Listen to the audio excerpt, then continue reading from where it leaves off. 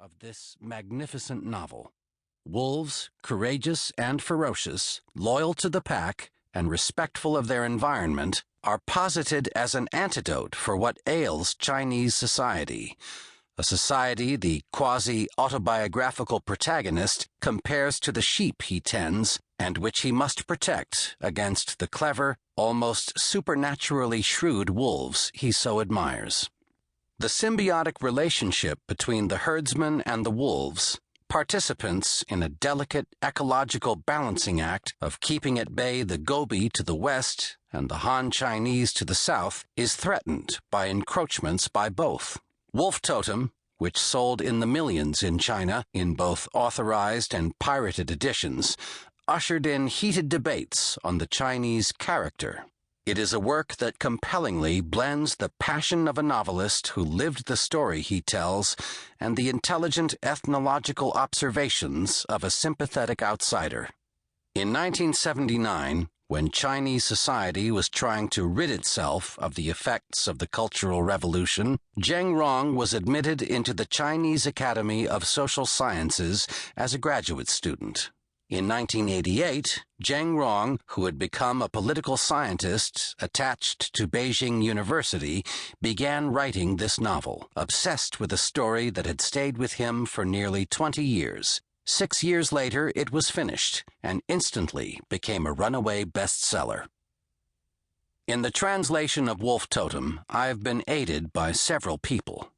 First and foremost, the author and his wife graciously and enthusiastically responded to all my inquiries concerning both textual and cultural matters. Mongolian spellings were supplied by Chigchin, a graduate student in English at the Inner Mongolia University. At Penguin, both the novel and the translator were aided by Joe Lusby in Beijing and Liza Darnton in New York, and most significantly, by the skillful and imaginative editing of Bina Kamlani.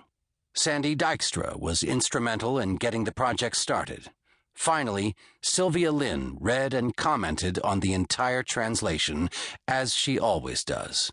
To all, my heartfelt thanks. Chapter 1.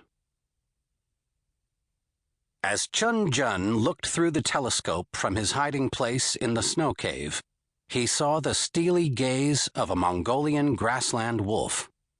The fine hairs on his body rose up like porcupine quills, virtually pulling his shirt away from his skin. Old Man Bilge was there beside him. This time, Chun did not feel as if his soul had been driven out of his body, but sweat oozed from his pores.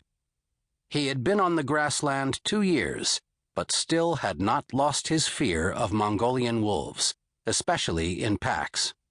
Now he was face to face with a large pack, deep in the mountains, far from camp, his misty breath quivering in the air.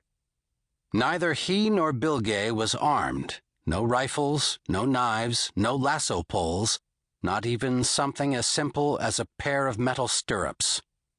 All they had were 2 herding clubs, and if the wolves picked up their scent, their sky burial would come early. Chun exhaled nervously as he turned to look at the old man, who was watching the wolf encirclement through the other telescope. "You're going to need more courage than that," Bilge said softly. "You're like a sheep. A fear of wolves is in your Chinese bones. That's the only explanation for why you people have never won a fight out here." Getting no response, he leaned over and whispered, "Get a grip on yourself. If they spot any movement from us, we'll be in real trouble." Chun nodded and scooped up a handful of snow, which he squeezed into a ball of ice. The herd of Mongolian gazelles was grazing on a nearby slope, unaware of the wolf pack, which was tightening the noose, drawing closer to the men's snow cave. Not daring to move, Chun felt frozen in place, like an ice sculpture. This was Chun's second encounter with a wolf pack since coming to the grassland.